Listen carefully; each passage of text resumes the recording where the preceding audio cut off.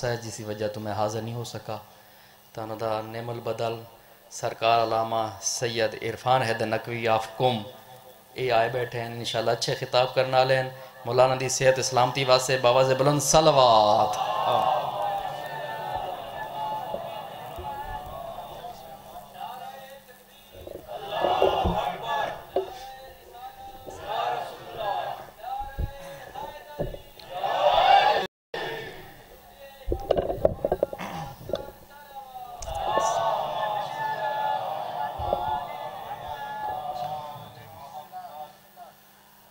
برائے تاجیل ظہور امام زمان بلند صلوات.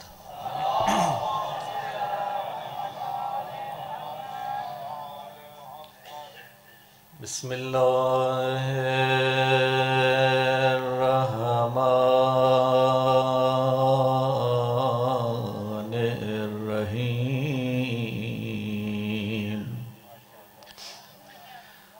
الحمدللہ رب العالمین.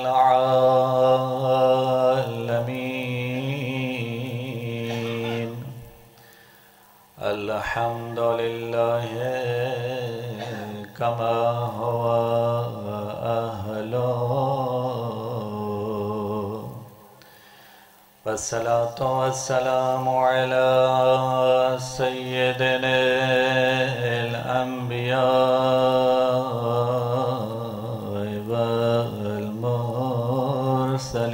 والمرسلين وخاتم النبيين أبي القاسم محمد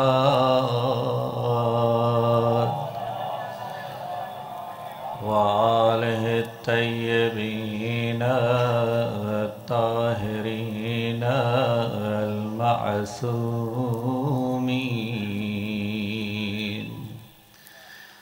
أما بعد فقد قال رسول الله صلى الله عليه وآله وسلم إن الحسين مصباح الهدى وسفينة النجاة. صلوات محمد وآل محمد. دعائے کے خالق کائنات صفحہ بچھایا اپنی بارگاہ مقدس میں منظور و مقبول فرمائے. اس کا اجر عظیم عطا فرمائے. اس کا ثواب تمام مرحومین بانیانوں حاضرین کے جتنے اقربا اس دنیا فانی سے رحلت فرما چکے ہیں ان کے نام اعمال میں درج فرمائے.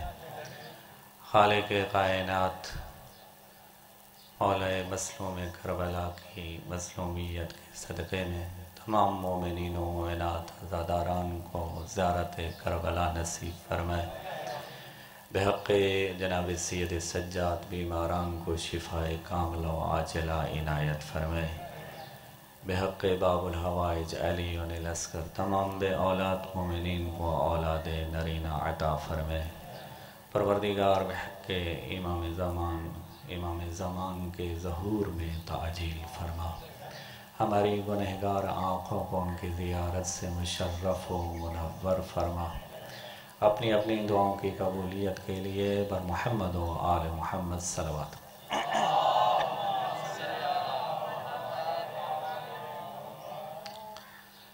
میں نے آپ کے سامنے پیغمبر گرامی قدر حضرت محمد مصطفیٰ صلی اللہ علیہ وآلہ وسلم کی ایک حدیث شریف پڑھنے کی سعادت حاصل کی ہے کہ پیغمبر حسین کا تعارف کروا رہے ہیں. ہر کوئی تعارف کرواتا ہے اپنی معرفت کے مطابق، اپنے علم کے مطابق. جس طرح سے برادر بزرگوار نے میرا تعارف کروایا، بتایا کہ یہ سید ہیں، قم سے پڑھے ہوئے ہیں اور ہمارے مہمان ہیں، اسی طرح سے ہر کوئی جتنا کسی کے بارے میں جانتا ہے، معرفت رکھتا ہے، علم رکھتا ہے، اس کا تعارف کرواتا ہے. ایک مرتبہ جب پیغمبر نے حسنین کو دیکھا تو فرمایا الحسن والحسین سیدہ شباب اہل الجنہ، لوگوں انہیں پہچانو، یہ حسن ہے، یہ میرا حسین ہے، انہیں عام نہ سمجھنا، یہ جوانان جنت کے سردار ہیں۔ ایک مرتبہ جب حسین کے پورے وجود کو دیکھا تو پیغمبر نے فرمایا الحسین منی وانا من الحسین، لوگوں اسے پہچانو، یہ وہ حسین ہے، میں اس سے ہوں، یہ مجھ سے ہے۔ ایک مرتبہ پیغمبر نے فرمایا لوگوں پہچانو ان الحسین مصباح الہدی و سفینۃ النجاہ، یہی میرا حسین ہے، چراغ ہدایت بھی ہے، کشتی نجات بھی ہے۔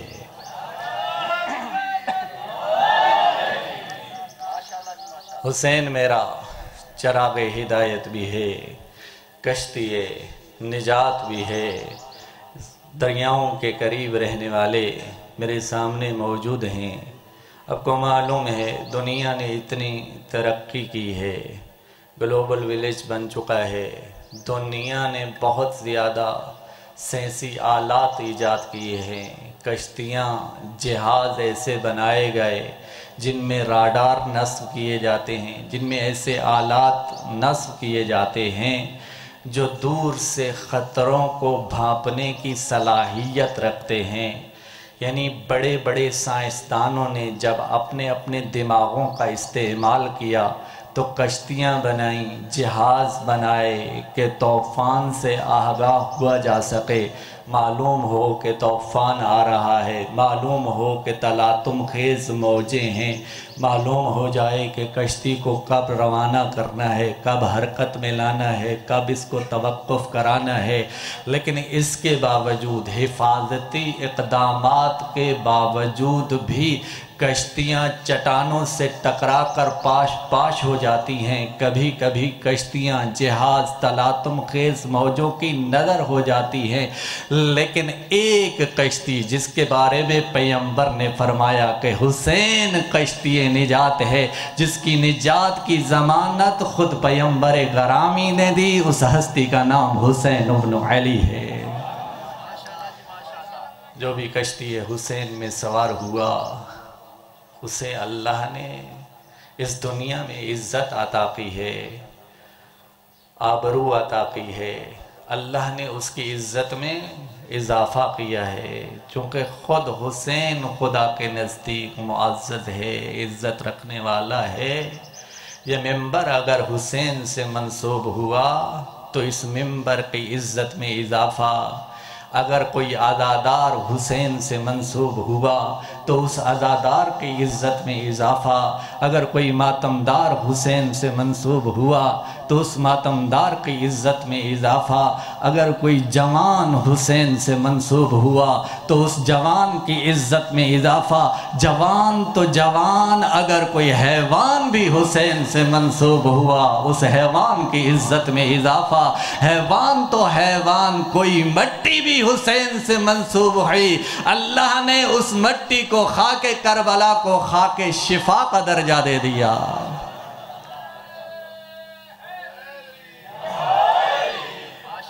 اگر مٹی بھی حسین سے منسوب ہوئی، مٹی مٹی نہیں رہی، خاک کربلا خاک شفا بن گئی۔ مدینہ کے مضافات میں رہنے والا اس دنیا سے اس کا ارتحال ہوتا ہے، انتقال ہوتا ہے، غسل دیا جاتا ہے، کفن پہنایا جاتا ہے، قبر کھودی جاتی ہے، قبر میں جب سلایا جاتا ہے، قبر اسے قبر کی زمین قبول کرنے کو تیار نہیں ہے، زمین اسے باہر اگل دیتی ہے۔ ایک مرتبہ قبر میں سلایا جاتا ہے، قبر باہر اگل دیتی ہے، دوسری مرتبہ، تیسری مرتبہ، جب بار بار یہ تکرار ہوا، قبیلے والے پریشان ہو گئے، لوگ دیکھنے والے ہیں، محلے والے دیکھنے والے ہیں، شہر والے دیکھنے والے ہیں کہ ہمارے قبیلے کا یہ ہمارا رشتہ دار، ہمارا عزیز، اللہ جانے اتنا بڑا گناہگار تو ہے کہ زمین اسے قبول نہیں کر رہی، قبر اسے قبول نہیں کر رہی، اسی پریشانی میں مبتلا تھے۔ انہی کے درمیان میں ایک دانا شخص اٹھتا ہے اپنی جگہ سے اور کہتا ہے پریشان جو ہو رہے ہو، یہاں سے مدینہ کوئی اتنا دور تو نہیں ہے، مدینہ مدینے میں آج بھی حسین کا ایک فرزند جس کا نام جعفر صادق ہے، حلال مشکلات کا بیٹا موجود ہے، جاؤ اس کے پاس، تمہاری دنیا کی مشکلات کا حل بھی اسی کے پاس ہے، آخرت کی مشکلات کا حل بھی اسی کے پاس ہے۔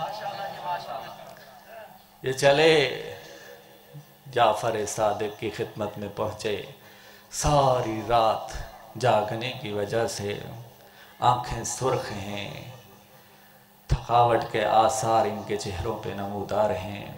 زہرا کے لال نے، چھٹے سرکار ولایت نے جب ان کی یہ حالت دیکھی، پوچھا پریشان لگتے ہو، وجہ کیا ہے؟ جانتے تھے لیکن ہمارے سمجھانے کے لیے سوال کر رہے ہیں۔ انہوں نے بتایا فرزند رسول، ہمارے قبیلے میں سے ایک شخص کا انتقال ہوا، قبر اسے قبول کرنے کو تیار نہیں ہے۔ اپنی ابا کے جیب میں ہاتھ ڈالا اور ایک ڈبیا نکالی، اس کو جب کھولا تو اس میں مٹی موجود تھی، ایک چٹکی مٹی گلی اور انہیں دے کر کے کہا یہ قبر میں ڈال دو، اس مٹی کی برکت سے قبر اس کا استقبال کرے گی۔ انہوں نے پوچھا یہ کون سی مٹی ہے؟ تو فرمایا فرزند رسول نے یہ خاک شفا ہے، خاک کرب و بلا ہے، اس میں میرے جد کا خون ملا ہوا ہے، قبر اس کا استقبال کرے گی، یہ خاک شفا کی برکت ہے۔ تو اب سمجھ میں آیا کہ ہم مردے کے منہ پہ، چہرے پہ یہ جو حنود کرتے ہیں خاک شفا سے کیوں کرتے ہیں؟ اسی لیے کہ قبر اس کا استقبال کرے، اسے فشار قبر نہ ہو، اسے عذاب قبر نہ ہو، اسی لیے اسے کفن پہناتے ہیں تو کربلا کا کفن پہناتے ہیں۔ کتنا کریم ہے زہرا کا لال، جو بھی جاتا ہے کربلا، جتنا بھی کوئی غریب سے غریب ہو، کاروان لے کر کے جاتے ہیں، ہم نے مشاہدہ کیا ہے، اور کوئی چیز لے یا نہ لے کربلا سے کفن ضرور لیتا ہے، اور یہی کہتا ہے مولانا میں نے کفن ضرور لے کر کے جانا ہے۔ خود تو بے کفن اس دنیا سے رخصت ہوئے، لیکن اپنے چاہنے والوں کو قیامت تک کے لیے کفن عطا کر رہا ہے زہرا کا لال، اتنا کریم ہے۔ تو عرض کیا کہ جوان کی عزت میں اضافہ، اگر کوئی جوان حسین سے منسوب ہو جائے، اگر کوئی عزادار حسین سے منسوب ہو جائے، کیوں؟ کیونکہ حسین ہے چراغ ہدایت، حسین ہے کشتی نجات، تو حسین ہدایت کر رہے ہیں۔ جس طرح سے حسین ہادی ہے تو یہ مجلس حسین بھی ہمیں ہدایت کر رہی ہے۔ اگر کوئی ہو ہدایت لینے والا ان محافل سے، ان مجالس سے، حسین ہر لمحے کشتی نجات ہیں، ہر لمحے ہدایت کر رہے ہیں۔ مدینہ سے چلے، مکہ کے راستے میں جو بھی ملا حسین نے اسے ہدایت کی۔ مکہ سے کربلا، اور کربلا کے بعد سے لے کر کے اب تک، اور اب سے لے کر کے تا قائم قیامت حسین ہادی ہے، حسین ہدایت کرنے والے ہیں۔ نام حسین بھی انسان کو ہدایت کرتا ہے، نام حسین میں بھی اتنا اثر ہے، اتنی تاثیر ہے۔ ایران کا ایک شہر ہے گندھاپ، گندھاپ کا رہنے والا جس کا نام ہے علی، ساری زندگی لہو و لعب میں گزر گئی اس علی گندھابی کی، ساری زندگی لہو و لعب، شراب و کباب کی محافل جمایا کرتا تھا۔ ایک رات دوست نے دروازے پہ دق الباب کیا، اندر سے آواز دی، کون؟ کہا میں فلاں ابن فلاں ہوں۔ علی گندھابی نے سوال کیا کیوں کر رہے ہو؟ اس نے جواب دیا، دروازے پہ آنے والے دوست نے، اے علی تجھے نہیں معلوم محرم کا چاند نظر آ گیا ہے، حسین کا مہینہ ہے۔ کون حسین؟ کہا وہی حسین جو چراغ ہدایت ہے، حسین تجھے بلا رہا ہے، آجا بارگاہ حسین میں اگر تو حر بننا چاہتا ہے۔ علی گندھابی نے اپنے آپ کو ملامت کی کہ علی اب تک تو کہاں رہا؟ اب حسین کا مہینہ آ گیا ہے، چاند محرم کا نظر آ گیا ہے، یہ کباب و شراب کی محافل کو ترک کرتا ہے، باہر آتا ہے، دیکھتا ہے کسی مداح اہل بیت کا، ذاکر اہل بیت کا گلی سے گزر ہو رہا ہوتا ہے۔ اس سے علی گندابی پوچھتا ہے کہاں جا رہے ہو؟ کہاں؟ فلاں جگہ پہ مجلس کا اہتمام ہے، مجلس پڑھنے جا رہا ہوں۔ علی گندابی نے کہا کہ پہلے تو مجھے یہاں پہ مجلس سنا کر کے چلے جاؤ، نہیں تو میں نہیں جانے دوں گا۔ اسی اثناء میں انہوں نے دیکھا یہ شرابی ہے، فاسق و فاجر ہے، اس کا حسین سے کیا لینا دینا، اس کا مجلس سے کیا لینا دینا۔ جانے لگے، اس نے راستے کو روکا، اس نے کہا اب وہ علی شرابی نہیں رہا، علی حسینی بن گیا ہے، مجھے مجلس سنا کر کے جاؤ۔ کہا مجلس کے لیے، علامہ نے اسے ٹالنا چاہا، کہا مجلس کے لیے ممبر کی ضرورت ہوتی ہے، مجلس کے لیے مجمع کی ضرورت ہوتی ہے، یہاں پہ کوئی سننے والا موجود نہیں ہے۔ اس نے کہا سننے والا میں ایک موجود ہوں۔ کہا ممبر کی ضرورت ہے۔ علی نے دونوں اپنے گھٹنوں کو ہاتھوں پہ زمین پہ ٹیکا اور اپنی پشت کی طرف اشارہ کر کے کہا کہ اسے ممبر سمجھو۔ اب علی کی پشت ممبر حسینی کے لیے استفادہ ہوا کرے گی۔ بیٹھے عالم دین اور علی گندھابی کو دو جملے جناب عباس علمدار کے مصیبت کے سنائے اور کہا کہ اے اہل حرم، سید و سالار نیامد، عباس علمدار نیامد۔ یہ جملے سننا تھے کہ علی گندھابی کانپنے لگا اور کہا بس میری ہدایت کے لیے اتنا ہی کافی ہے۔ اس کو دعا دے کر کے گئے، مسجد میں گئے، مومنین کو بتایا کہ لوگوں مبارک ہو، حسین نے علی کو تبدیل کر دیا ہے، علی کی ہدایت ہو گئی ہے، علی کی اصلاح ہو گئی ہے۔ لوگ بعد از نماز آئے، علی گندھابی کے دروازے پہ دق الباب کیا، اندر سے اس کی زوجہ نے جواب دیا کہ علی گندھابی، انہوں نے سوال کیا کہ کہاں ہیں؟ کہا علی چلے گئے۔ کہاں چلے گئے؟ کہا علی ابھی تھوڑی دیر آیا، روتا ہوا، اس نے دو جوڑے کپڑوں کے اٹھائے اور کہا مجھے حسین کربلا بلا رہا ہے۔ علی کربلا چلا گیا ہے، عشرہ محرم گزارنے کے لیے روز عاشورہ وہیں پہ کرے گا۔ حسین نے اسے بلایا، ایک لمحے میں اس کی زندگی میں انقلاب لانے والی ہستی نام حسین ابن علی ہے۔ عاشورہ وہاں پہ گزارا، بعد از عاشورہ آیا نجف اشرف میں۔ اس وقت مرجع علی قدر مرزا شیرازی بزرگ نجف اشرف میں نماز جماعت کی امامت کیا کرتے تھے، ان کے پیچھے آ کر کے نماز پڑھا کرتا تھا۔ واپس آنے کا کوئی ارادہ نہیں، ایران میں شہر کنداب میں ان کے پیچھے ان کی اقتداء میں نماز پڑھا کرتا تھا۔ ایک شام کو مرزا شیرازی بزرگ سے کسی نے آ کر کے یہ کہا کہ اے مرزا شیرازی، فلاں عالم دین کا انتقال ہوا ہے اور آج شب ان کا تشییع جنازہ ہوگا یہاں حرم میں۔ تو مرزا نے فرمایا کہ اس عالم دین کے لیے، مکتب اہل بیت کے لیے بہت زیادہ خدمات ہیں، تو ان کی قبر حرم امام علی میں بنائی جائے۔ تو ان کی قبر حرم امام علی میں تیار کی گئی۔ نماز مغرب کے بعد کسی نے آ کر کے کہا کہ قبلہ، جن علامہ کی وفات کی خبر ابھی چند گھنٹے پہلے آئی تھی، انہیں سقطہ ہوا تھا، اللہ نے انہیں دوبارہ زندگی عطا کی ہے، وہ زندہ ہو گئے ہیں، لہذا ان کا اب تشییع جنازہ نہیں ہوگا۔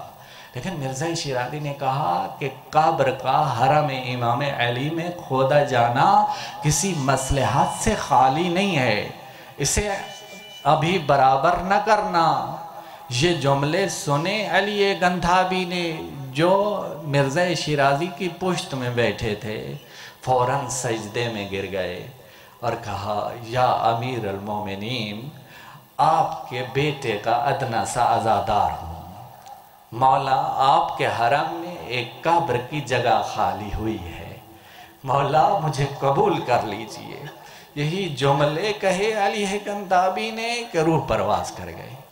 اور مرزا شیرازی نے فرمایا کہ یہی مصلحت تھی کہ یہ در حقیقت قبر تھی علی گندھابی کی، جسے امام حسین کے صدقے میں امام علی نے اپنے جوار میں جگہ عطا کی ہے۔ یہ ہے حسین ابن علی، دلوں کو منور کرنے والا، دلوں کو اپنی جانب مائل کرنے والا، خدا تک پہنچانے والی ہستی کا نام حسین ابن علی ہے۔ حسین چراغ ہدایت ہے، حسین کشتی نجات ہے۔ چھٹے سرکار ولایت کی خدمت میں ایک شخص حاضر ہوتا ہے اور عرض کرتا ہے، فرزند رسول میں زیارت کربلا کا ارادہ رکھتا ہوں، میں جو وہاں جاؤں مجھے آداب زیارت سے آگاہ فرمائیے۔ زائرین میرے سامنے موجود ہیں اور کچھ عازم سفر ہیں 40 کے لیے اور کچھ نے آئندہ سالوں میں جانا ہے، تو ایک حدیث مولا کی زبانی کے آداب زیارت میں سے کون سا ادب ہے؟ تو فرمایا چھٹے سرکار ولایت نے کہ جب تو جائے میری جد کی زیارت کو، کربلا پہنچے، تو پہلا عمل یہ انجام دینا کہ 7 مرتبہ تسبیحات 4 کی تلاوت کرنا۔ سبحان اللہ والحمد للہ ولا الہ الا اللہ واللہ اکبر، 7 مرتبہ اس تسبیح 4 کی تلاوت کرنا۔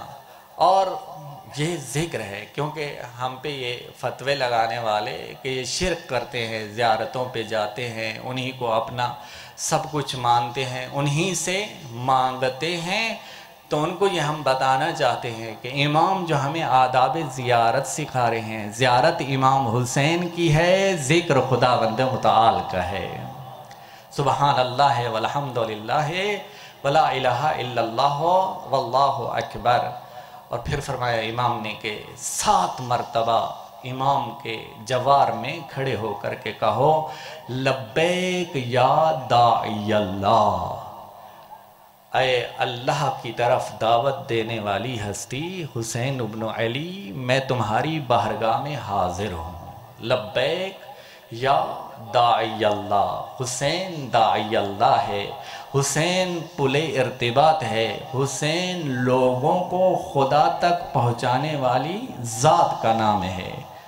ہم گناہگار ہیں، ہم سیاہکار ہیں، اپنے اعمال کی وجہ سے ہم مستقیماً خدا تک پہنچنے کی صلاحیت نہیں رکھتے، اس کا دامن تھامتے ہیں، اس کے دامن کو پکڑ کر خدا تک پہنچتے ہیں جو خدا کے زیادہ قریب ہے، جس نے اپنا سب کچھ لٹا دیا خداوند متعال کی رضا کی خاطر، سب کچھ قربان کیا، اور وقت آخر یہی فرماتے ہوئے نظر آئے، رضم برضاک رضم بقضاک، اے خداوند متعال میں تیری رضا پہ راضی ہوں، تیری قضا پہ راضی ہوں، حسین تیرے ہر حکم کے سامنے سر تسلیم خم کرنے کو آمادہ اور تیار ہے۔ اور امام نے تیسرا عمل بھی بیان فرمایا، امام نے فرمایا کہ جب تم وہاں جاؤ تو امام سے ایک وعدہ کرنا، اپنے امام حسین سے کہ عاشق گیا ہے زیارت کے لیے، اور وعدہ کرنا کہ اے مولا سن 61 ہجری روز عاشورہ کو واقعہ کربلا رونما ہوا، اس وقت تو میں موجود تھا نہیں، آج ہے 1446 ہجری، 1385 برس گزر گئے، بولا اس وقت میں موجود نہیں تھا، لیکن آج آپ کے حرم میں کھڑے ہو کر کے آپ کی زری اور جالی کو ہاتھ میں تھام کر آپ سے یہ وعدہ کرتا ہوں کہ میں آج بھی آپ کی نصرت کے لیے تیار ہوں، میری آنکھیں آپ کی نصرت کے لیے تیار ہیں، میرے کان آپ کی نصرت کے لیے تیار ہیں، میری آنکھیں وہی دیکھیں گی جو آپ چاہتے ہیں اور وہ نہ دیکھیں گی جن سے آپ نے منع کیا ہے، میرے کانوں پہ اگر حکومت ہے تو آپ کی حکومت ہے، میرے دل پہ اگر حکومت ہے تو آپ کی حکومت ہے، میری فکر پہ اگر حکومت ہے تو آپ کی حکومت ہے، اور میری خواہشات پہ اگر حکومت ہے تو آپ کی حکومت ہے۔ میری کوئی خواہش نہیں ہے آپ امام ہیں، میں آپ کا غلام ہوں۔ غلام کی کوئی خواہش نہیں ہوتی، جو خواہش آقا کی ہوتی ہے، جو خواہش امام کی ہوتی ہے، وہی خواہش غلام کی ہوتی ہے۔ اور اسی چیز نے عباس کو عباس بنایا۔ پانی ہاتھ میں لیا، سامنے پانی موجود ہے، لیکن اگر چاہتے تو پی سکتے تھے، پانی کو نہیں پیا، اپنی خواہش پہ ترجیح دی ہے امام کی خواہش کو۔ جب انسان اپنی خواہشات پہ امام کی خواہش کو ترجیح دیتا ہے تو حر بنتا ہے۔ یہ مجالس اعظام حر سازی کے لیے ہیں کہ انسان کو گناہوں کی دلدل سے نکال کر کے انسان کو حر بنانے کے لیے، اور ان مجالس اعزا کے اہداف میں مختلف ہدف ہیں، جن میں ایک ہدف ہم سمجھتے ہیں کہ اپنی حاجات کو لینے کے لیے ہم آتے ہیں۔ یقیناً کوئی مریض ہے تو انہی مجالس کی صدقے میں بحق امام حسین، بحق سید سجاد اللہ اسے شفا عطا کرتا ہے۔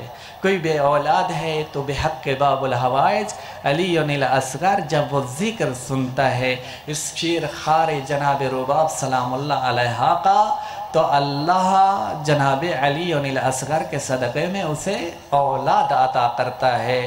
اور کوئی پریشان حال ہے، کوئی بے روزگار ہے، اپنی حاجات لے کر کے آتا ہے، اور ایک ہدف اپنی حاجات لینا ہے ان مجالس کے ذریعے سے، ایک ہدف توسل ہے، ایک ہدف خدا تک پہنچنا ہے کہ ہم حسین کی مجالس کے ذریعے سے خداوند متعال تک پہنچ جائیں۔ مختلف اہداف ہیں۔ ایک ہدف احکام دین سے آگاہی ہے، معارف دین سے آگاہی ہے کہ یہاں پر ہم آئیں، ہمیں معلوم ہو واجب کیا ہے، مستحب کیا ہے، حرام کیا ہے، مکروہ کیا ہے، مباح کیا ہے۔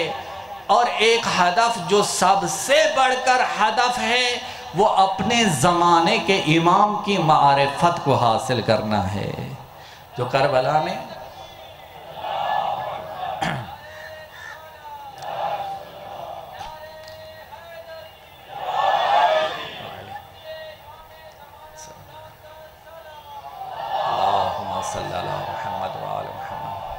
عاشوراء زمینہ ساز ظہور امام زمان ہے۔ ہم نے امام حسین سے امام زمان تک پہنچنا ہے، اپنے زمانے کے امام تک پہنچنا ہے، ان کی مدد کرنا ہے۔ جو شہدائے کربلا کا ہم ذکر سنتے ہیں، اس ذکر کو ہم نے اپلائی کرنا ہے خود پہ، کہ تاکہ ہم یاور و مددگار امام زمان بن سکیں۔ اور زیارت عاشوراء کے جو فراز ہیں، ان میں ایک فراز میں سے ایک فرض یہ بھی آتا ہے کہ جب ہم پڑھتے ہیں، ترجمہ اگر پڑھیں غور کریں تو معارف دینی میں ہماری معرفت میں اضافہ ہوتا ہے کہ فَاسْأَلُ اللَّهَ الَّذِي أَكْرَمَ مَقَامَكَ۔ ہم سوال کرتے ہیں خداوند متعال سے اس عزت کا واسطہ دے کر کے کہ جو عزت اللہ نے امام حسین کو عطا کی ہے۔ کون سا سوال؟ وَأَكْرَمَنِي بِكَ، اور جو حسین کے صدقے میں اللہ نے ہمیں عزت عطا کی ہے۔ کون سا سوال کرتے ہیں کہ أَن يَرْزُقَنِي طَلَبَ سَارِقٍ، کہ ہمیں بھی خون حسین کے بدلہ لینے والوں میں سے قرار دے، خون حسین کا انتقام لینے والوں میں سے خداوند متعال قرار دے۔ تنہا نہیں بلکہ اگلے جملے اس زیارت کے یہ ہیں کہ مَعَ امام منصور، امام منصور کی رقابت میں، ان کی رقابت میں، ان کے ساتھیوں میں شمار کر کے۔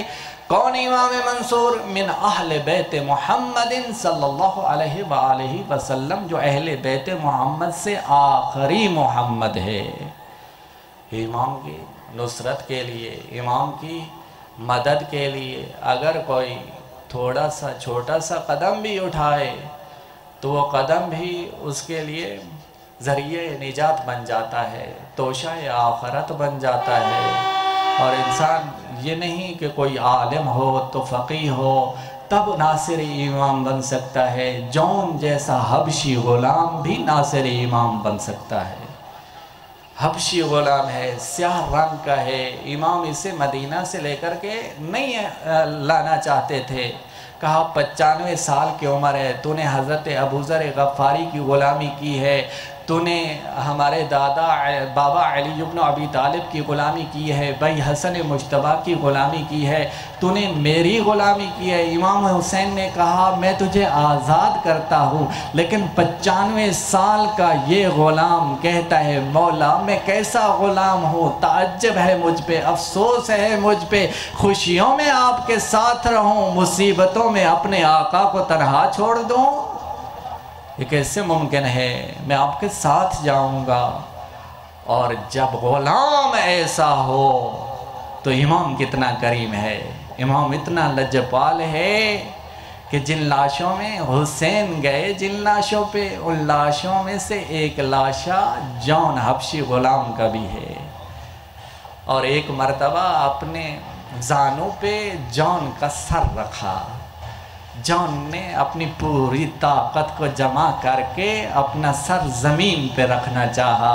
فرزند رسول نے سوال کر لیا جون تکلیف ہو رہی ہے؟ کہا نہیں مولا تکلیف نہیں ہو رہی، کیوں سر کو اٹھا کر زمین پہ رکھنا چاہتے ہو؟ کہا مولا حفظ مراتب کا خیال ہے، میں جانتا ہوں یہ زانو علی الاکبر کے سر رکھنے کی جگہ ہے، میں جانتا ہوں یہ قاسم کے سر رکھنے کی جگہ ہے، آپ امام میں غلام۔ مولا کو اتنی اس کی بات پسند آئی، مولا کا دل نہ بھرا۔ روایات کہتی ہیں اتنا جھکے کہ حسین نے اپنے رخساروں کو جون کے رخساروں پہ رکھ دیا۔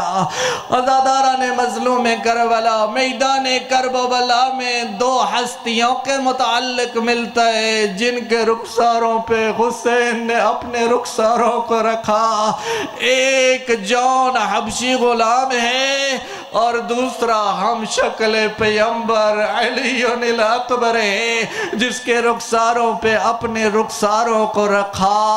لیکن تاریخ اتنا بتاتی ہے جون کے رخساروں پہ رخساروں کو رکھا، حسین نے کچھ بولا نہیں ہے، لیکن جب اکبر کے رخسار پہ اپنے رخسار رکھے اتنا کہا علی الدنیا بعد خلافہ علی الاکبر، اور تیرے بعد تیرے بابا کی اس دنیا پہ خاک، اجرکم اللہ۔ تو ان مجالس اعزاء کے ذریعے سے ہمیں جون جیسی معرفت کا رکھنا ضروری ہے تاکہ جب ہمارے زمانے کا امام ظہور کرے وہ تنہا نہ رہے۔ اور اگر جون جیسے لوگ ایسے ہوتے جنہوں نے خط لکھے تھے تو نہ کبھی زہرا کی بیٹیاں بازاروں میں آتی، نہ کبھی سکینہ کو تماچے کوئی مارتا۔ دو روایات پیغمبر کی سیرت میں سے آپ کی خدمت میں عرض کرنا چاہوں گا تاکہ اس کا ربط ہے آج کی اس مصیبت سے۔ جنگ طائف جب تمام ہوئی، قیدیوں کو لایا گیا محضر پیغمبر میں، اور انہی قیدیوں میں حاتم طائی کے قبیلے میں سے بھی 40 افراد تھے جو محضر پیغمبر میں لائے گئے، اور حاتم طائی کے قبیلے سے یہ 40 افراد، اور ان میں حاتم طائی کی بیٹی بھی موجود تھی۔ اس نے ایک مرتبہ جرت کر کے پیغمبر کو اپنا تعارف کروانا چاہا، آگے بڑھی اور کہا اے مسلمانوں کے نبی، اے مسلمانوں کے پیغمبر، میں اپنا تعارف کروانا چاہتی ہوں، میں حاتم طائی کی بیٹی ہوں، میرا بابا بہت سخی تھا، کوئی بھوکا ہمارے دروازے سے خالی نہیں جاتا تھا، کوئی سائل ہمارے دروازے سے خالی نہیں جاتا تھا۔ اس کا تعارف سننا تھا، پیغمبر نے حکم دیا صحابہ سے کہ یہ حاتم طائی کی بیٹی ہے، یہ سخی کی بیٹی ہے، اس کے ہاتھوں سے رسیاں کھول دو، اس کے سر پہ چادر دو۔ حاتم طائی کی بیٹی کو چادر ملی، ہاتھوں سے رسیاں کھولی گئی۔ اس نے رو کر کے کہا یا رسول اللہ ایک درخواست اور بھی ہے، میں تنہا قید ہو کے نہیں آئی ہوں، میرے قبیلے میں سے 40 افراد میرے ساتھ ہیں۔ پیغمبر نے فرمایا حاتم طائی کی بیٹی جس کی سفارش کرتی جائے اس کو آزاد کرتے جاؤ، کیونکہ اس کا بابا اتنا سخی تھا۔ میں کہوں گا یا رسول اللہ حاتم طائی کی بیٹی، ایک سخی کی بیٹی، اس کو رہائی ملی، اس کی سفارش میں اس کے قبیلے والوں کو آزاد کیا گیا، سروں پہ چادریں پہنائی گئی، لیکن یہ بازار کوفہ و دربار شام میں آنے والی سخی کی نہیں، علی جیسے کریم کی بیٹیاں، نہ کوئی چادر دینے والا موجود ہے، نہ کوئی ہاتھوں سے رسیاں کھولنے والا۔ اجرکم اللہ۔ دل چاہتا ہے سبوں میں امام حسین کی مجلس ہے اور جی بھر کے گریہ کریے۔ دوسری روایت، جنگ خیبر تمام ہوئے، قیدیوں کو لایا گیا، ان قیدیوں میں ایک مستور ہے جس کا نام صفیہ تاریخ نے تحریر کیا ہے، مرحب و انتر کی بہن ہے۔ پیغمبر نے دیکھا ایک خاتون صفیہ نام ہے، آنکھوں سے آنسو جاری ہیں، رو رو کر کے آنکھیں سرخ ہو چکی ہیں، اور پیغمبر نے اس کی حالت دیکھی، چہرے پہ زخموں کے نشان ہیں، رو رہی ہے، حالت غیر ہے۔ رحمت للعالمین سے اس کی یہ حالت برداشت نہ ہوئی، ایک مرتبہ سوال کر لیا، اے بی بی کیا تجھے میرے کسی صحابی نے تکلیف دی ہے، اذیت پہنچائی ہے؟ اس نے کہا نہ یا رسول اللہ، کسی صحابی نے مجھے اذیت نہیں دی ہے، کسی نے مجھے تکلیف نہیں پہنچائی ہے، پھر تیری یہ حالت کیوں ہوئی ہے؟ ایسے یہ تیرے منہ پہ چہرے پہ خراشیں کیوں ہیں، آنکھیں سرخ کیوں ہیں؟ تو اس نے ایک مرتبہ بلال حبشی غلام کی طرف اشارہ کر کے کہا یا رسول اللہ جب یہ مجھے قیدی بنا کر کے لے آ رہا تھا اس نے مجھے وہاں سے گزارا جہاں پہ میرے بھائیوں کی لاشیں موجود تھی۔ جب میں نے اپنے بھائیوں کو خاک و خون میں غلطان دیکھا مجھ سے برداشت نہ ہوا، میں نے اپنے چہرے کو پیٹا، ماتم کیا، یا رسول اللہ میرا دل بڑا زخمی ہے، بلال نے یہ مجھے اذیت پہنچائی ہے، مجھے اپنے بھائیوں کی لاشوں سے گزارا ہے۔ ایک مرتبہ پیغمبر بلال پہ ناراحت ہوئے اور کہا صفیہ بلال کی جانب سے میں تجھ سے معذرت چاہتا ہوں کہ تجھے اس نے یہ روحانی تکلیف پہنچائی ہے۔ میں کہوں گا یا رسول اللہ دشمن کی بہن کو بھائیوں کی لاشوں سے گزارا گیا، آپ برداشت نہ کر سکے، ہائے ہوتے کرب و بلا۔ 11 محرم جب زینب کبریٰ کو وہیں سے گزارا جا رہا ہے جہاں پہ بھائیوں کی لاشیں موجود ہیں۔ اجرکم اللہ۔ ابھی آپ سماعت فرما رہے تھے، بن پالان اونٹوں پہ سوار، اور وہاں سے گزارا جا رہا ہے جہاں پہ بھائیوں کے لاشیں موجود ہیں، اور یہ ہمارے علاقے کا دستور ہے، بہن دور کی رہنے والی ہو، بھائی کا جنازہ گھر سے اٹھایا جائے، قبرستان میں لایا جائے، کوئی آ کر کے خبر دے کہ اس کی بہن پہنچ گئی ہے، لوگ یہی کہتے ہیں کہ ایک طرف ہو جاؤ، ابھی اس کی بہن آ گئی ہے، بہن اس کی بہن کرے گی، کہیں ایسا نہ ہو کہ کوئی غیر محرم اس کی بہن کی آواز کو سنے۔ وہ بہنیں جب پہنچتی ہیں اپنے بھائیوں کی لاشوں پر، آپ کا مشاہدہ ہے قبرستان میں اگر لاشیں موجود ہو تو بہنیں کفن کو اٹھاتی ہے، بھائی کے چہرے پہ بوسہ دیتی ہے اور بڑے دکھی انداز میں بیان کرتی ہے، لیکن پہلی بہن ہے زینب کبریٰ جس نے چہرے پر سے کفن کو نہیں اٹھایا، پتھروں کو، تیروں کو، تلواروں کو، نیزوں کو ہاتھوں سے نہیں اپنی کونیوں سے اٹھانا شروع کیا۔ اور جب بھائی کی سر بریدہ لاش کو دیکھا، ایک مرتبہ زینب نے سوال کر لیا، انت اخی الحسین، کیا میرا موجویا حسین تو ہے؟ اگر حسین تو ہے مجھے بتا تیری انگلی کہاں ہے، تیری ردا کہاں ہے، تیری چادر کہاں ہے، تیرا امامہ کہاں ہے؟ کہا جب نہیں کٹی ہوئی رگوں سے جواب آیا ہو، اگر مدینے والی زینب میری بہن تو ہے تو مجھے اتنا بتا تیرا سر عریان کیوں ہے؟ او زینب بہن تیری چادر کہاں ہے؟ اجرکم اللہ۔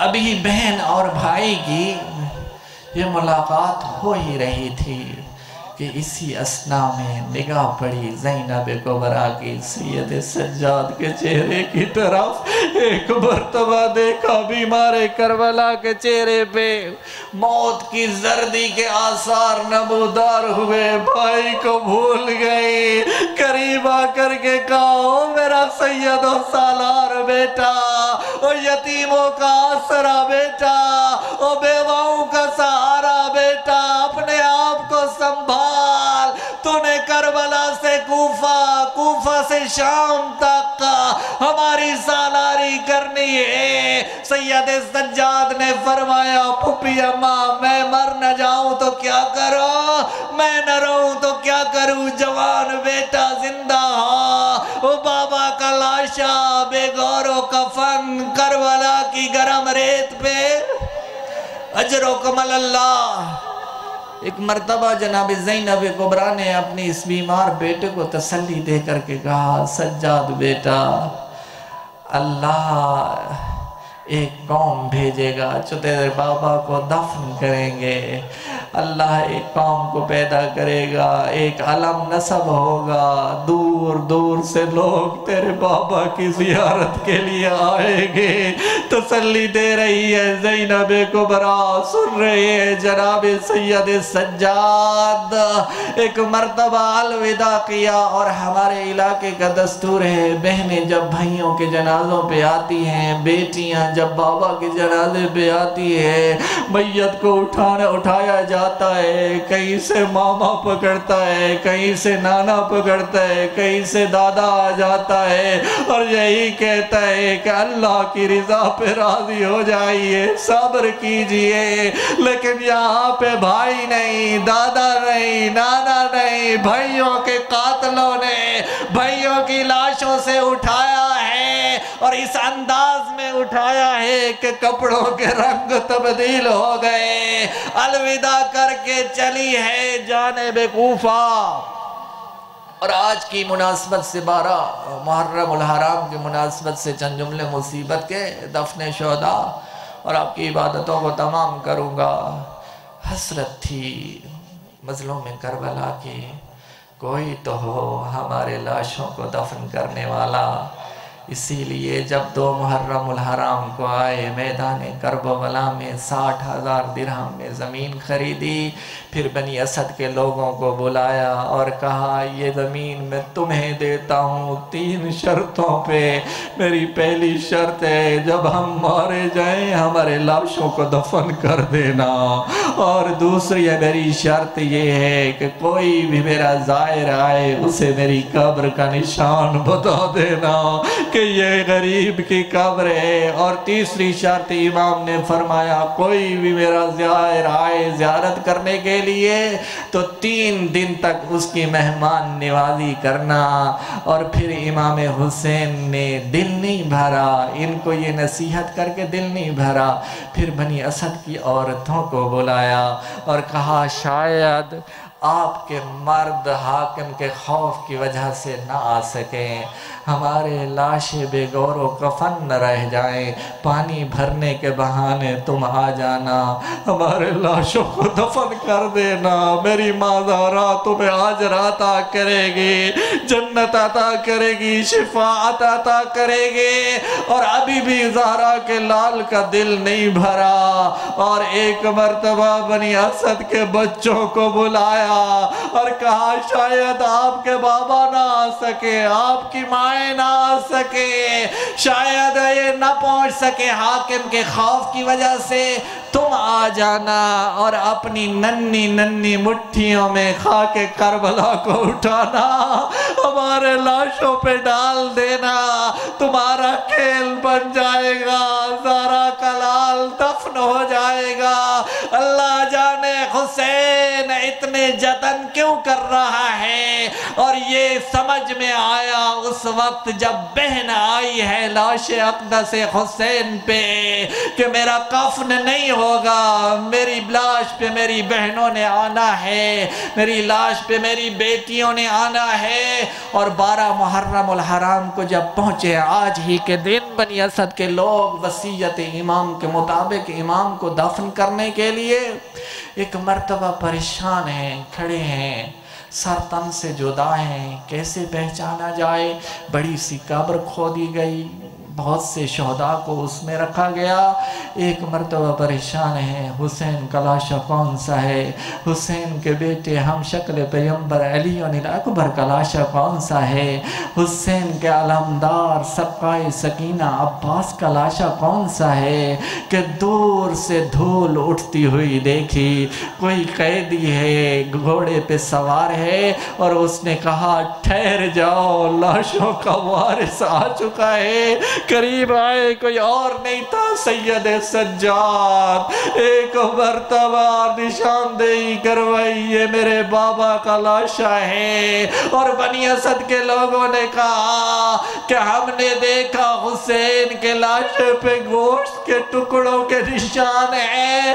سوال کیا سید سجاد سے، یہ گوشت کے ٹکڑے کیسے؟ کہا یہ میرے بھائی علی اصغر کا جنازہ ہے، بابا کے سینے پہ پامال ہو گیا ہے رباب کا لال۔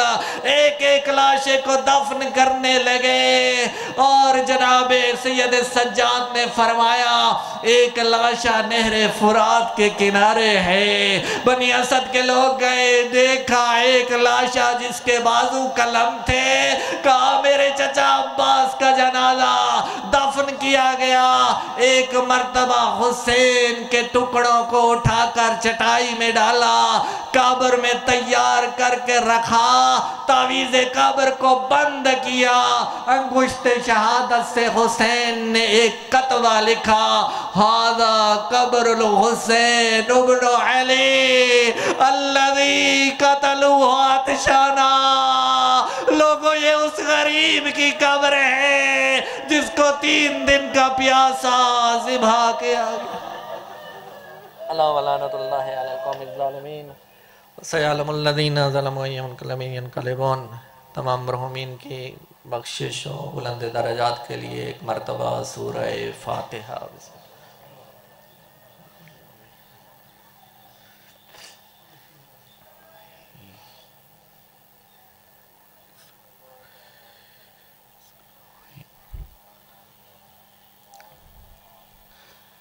پروردگار بحق محمد و آل محمد، بحق شہداء کربلا، ہماری یہ عبادات، طاعت، ماتمداری، عزاداری، سبیلوں کا اہتمام، لنگر نیاز کا اہتمام ہدیہ کرتے ہیں چاردہ معصومین کی خدمت میں۔ اس کا اجر عظیم عطا فرما، اس کا ثواب تمام مرحومین مومنین و مومنات شہداء ملت جعفریہ، بالخصوص بانی بارگاہ جناب قبلہ غلام رضا شاہ صاحب مرحوم کے روح پرفتو کو ایصال فرما۔ پروردگار بحق محمد و آل محمد تمام مرحومین مومنین و مومنات کے گناہان صغیرہ و کبیرہ سے درگزر فرما، جنت الفردوس میں اعلیٰ مقام عطا فرما، درجات بلند فرما، حشر و نشر عزاداران امام حسین سے قرار فرما۔ پروردگار بحق محمد و آل محمد دسترخوان اہل بیت نصیب فرما، شفاعت اہل بیت نصیب فرما۔ پروردگار ان کی قبور پہ اپنی خصوصی رحمتوں برکتوں کا نزول فرما۔ پروردگار بحق محمد و آل محمد منازل آخرہ آسان فرما۔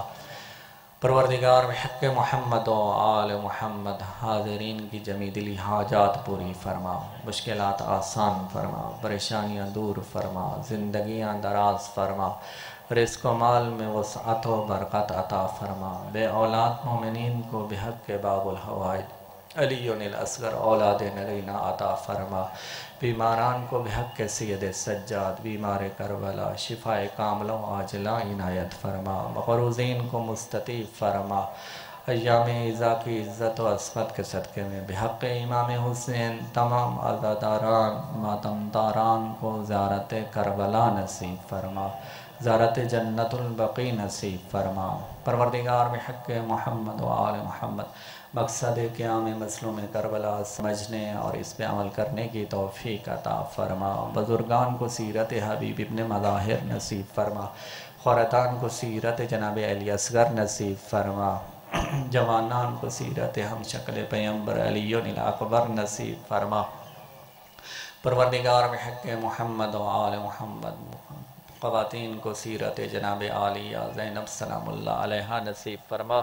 پروردگار بحق محمد و آل محمد بحر میں آقا حجت خدا یوسف زہرا کے ظہور پر نور میں تعجیل فرما۔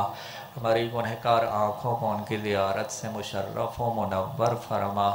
انہی کے قدموں میں جام شہادت نوش کرنے کی سعادت نصیب فرما، انہی کے اعوان و انصار میں قرار فرما۔ پروردگار روح امام زمان کو ہم سے راضی و خوشنود فرما۔ پروردگار بحق محمد و آل محمد عزاداران مظلوم کربلا کی زندگیاں سلامت فرما، اجر عظیم عطا فرما۔ دشمنان عزاداری و تشیع کو اپنے مذموم ارادوں میں ناکام و نامراد فرما۔ پروردگار جن مومنین نے اس عزاخانے کے لیے تعاون کیا ہے ان کی توفیقات خیر میں اضافہ فرما، ان کو اس کا اجر عظیم عطا فرما، رزق مال میں وسعت و برکت عطا فرما۔ پروردگار بحق محمد و آل محمد سید قمر عباس شاہ صاحب کی توفیقات خیر میں اضافہ فرما، بچوں کی زندگیاں دراز فرما۔